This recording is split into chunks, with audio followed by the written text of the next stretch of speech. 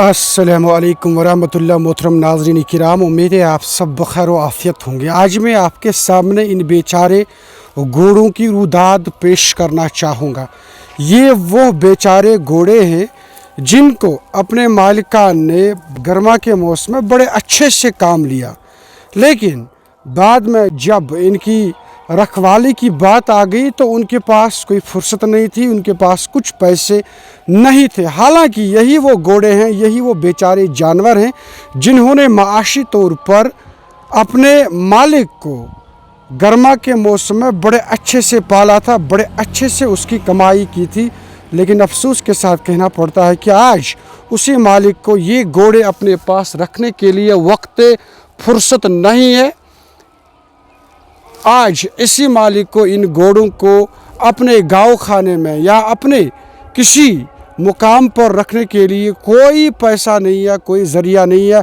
Imagine करें ये कितनी संगीन गलती है, इमेजिन करें ये कितना बड़ा जुल्म है जो ये लोग अपने इन बेचारे जानवरों पर करते हैं। वैसे तो ये एक ऐसी प्रॉब्लम है जो हमें पूरे कश्मीर में सरमा के मौसम में दिखाई देती है कि हम इन बेचारे जानवरों को अलग थलग करते हैं, इन्हें अपनी ज़िंदगी का हिस्सा नहीं बनाते हैं और इन्हें अपने लिए बोझ समझते हैं।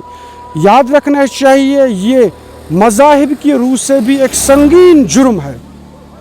हजूर सल्लल्लाहु अलैहि वसल्लम ने एक दफ़ा एक शख्स की ज़बरदस्त तंबीह फरमाई और उन्हें कहा कि क्या तुम्हें जानवरों के हवाले से कुछ ख्याल नहीं है।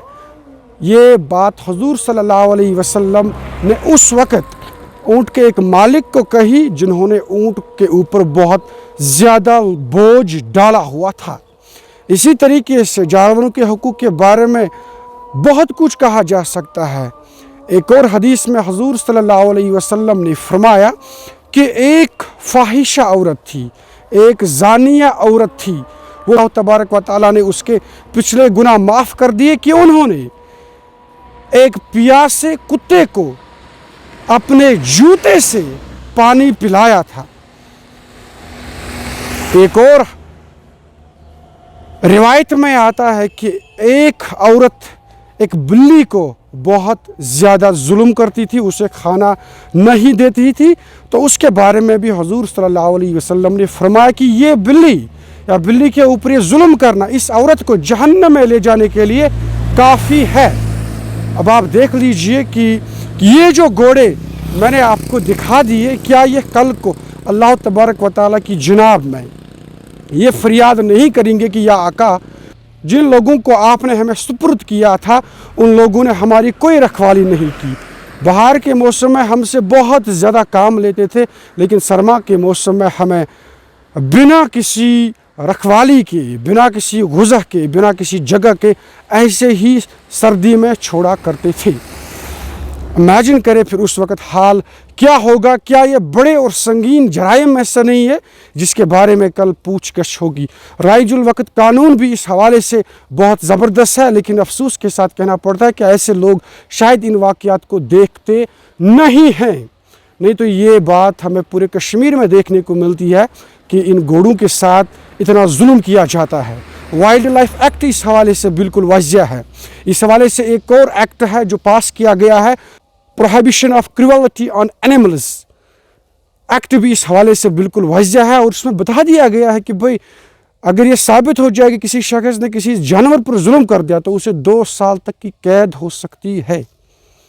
मैं चाहूँगा कि इस हवाले से अगर कोई कंसर्न डिपार्टमेंट है, से फॉर एग्जांपल एनिमल हस्बेंड्री का डिपार्टमेंट है या कोई और NGO अगर इस हवाले से काम करती है, बराई मेहरबानी इस मसले की तरफ आप तवज्जो दे दें और इन बेचारे घोड़ों की आह बगाफ ज़रूर सुने।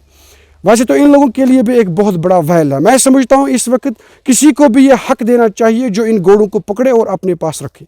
पुराने ज़माने में एक रिवायत हुआ करती थी कि अगर गाँव में से कोई भी शख्स अपने जानवर को, गाय बैल को ऐसे ही छोड़ देता तो उस ज़माने में एक फाटक हुआ करती थी और दूसरे गाँव के लोग जहाँ वो जानवर चला जाता था ऐसे ही बिना रखवाली के उसे फाटक में बंद कर दिया जाता था। फिर उस जानवर को तभी छोड़ा जाता था जब वो फाटक वाले को कुछ पैसा दे दे बतौर जुर्माना।